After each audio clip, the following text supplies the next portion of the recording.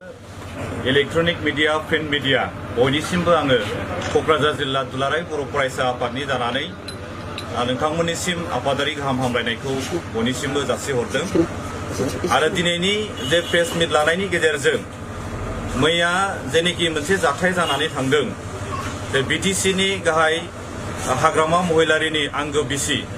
सेवले महिलारिया जेब्ला सरलपारानिफ्राय गावनि न' फारसे फैबाय थानाय समाव लामायाव जे माखासे दुस्रिकारिफ्रा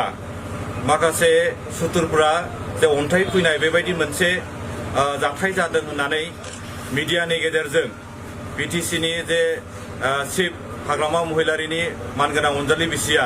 जे बाथ्रा बेवहाय दुलाराय बर' फरायसा आफादानो एबसुआनो बे जाथायाव लोब्बा दङ होननानै बेबायदि मोनसे एबसुनि सायावहाय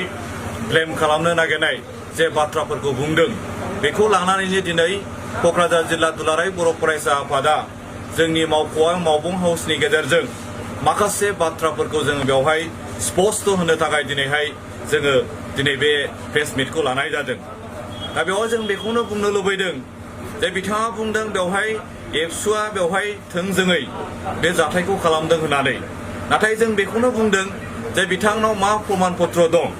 जे थारैनो अन्थाइ खुमारदों जे एबसुनि मानसिफ्रा होननानै बियो बेवहाय माबा मोनसे फोरमान होनो हानाय बेबायदि बिथाङा फोरमान होनो हायो नामा?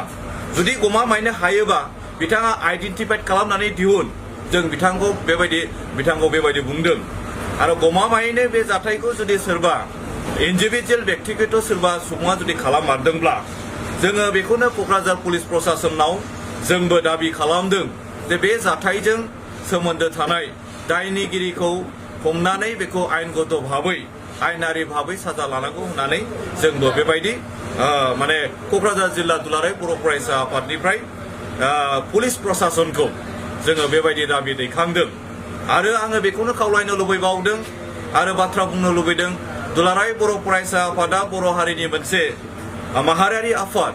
जाय आफादा थांनाय जोनोम जाजेननायनि उननिफ्रायनो माने हारियाव गोजोन खौसेथि लाबोनायनि थाखाय अहरह थांनाय समाव गोबां रोखोमनि हाबाफारि लानानै खामानि मावबाय थादों। बिमा माहारिनि सायावहाय बिमा माहारिखौ बेबायदि अन्थाइ खुबैनाय बा माबा मोनसे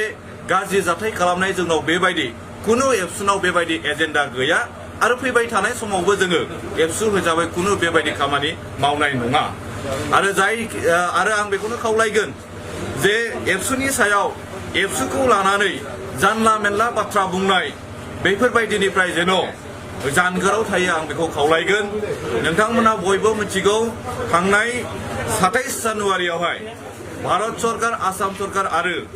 दुलाराय बर' फरायसा आफाद आरो एनडिपिनि जे मोनब्रै फेक्सननि गेजेरावहाय मोनसे थामथि बर' गोरोबथा गोजोन सुक्ति जानानै थांदों आरो बे गोजोन सुक्तियाव दुलाराय बर' फरायसा आफादा मैखोम मोनसे बिफाव लानानै माने बे गोजोन सुक्तिखौ खालामदों। आरो बे गोजोन सुक्तिनि उनावहाय बिटिआर ओनसोलाव थानाय बर'जों लोगोसे गुबुन गुबुन जाथि माहारिनि गेजेरावहाय मोनसे सान्ति परिबेसा फैदों। आरो बे समाव दिनैहाय बेबायदि मोनसे राजनितिक भाबै बा पलिटिकाइज माबा मोनसे षड़यन्त्र खालामनानै बिटिसि रिजनाव जे माबा मोनसे बेबायदि दुंहाव थासारि खालामनायखौ जोङो दुलाराय बर' फरायसा आफादा जों माब्लाबाबो लुबैयाखै। आरो फैबाय थानाय समाव दुलाराय बर' फरायसा आफादा बर' हारिनि जानानै बिभिन्न जाथि जनगोष्ठीनि जानानै माब्रैहाय जोङो गोजोन जौगानायनि थाखाय मोनसे मोजाङै खामानि मावलांनो हायो, बिनि थाखायसो दुलाराय बर' फरायसा आफादा फैबाय थानाय समाव जोङो खामानि मावलांगोन।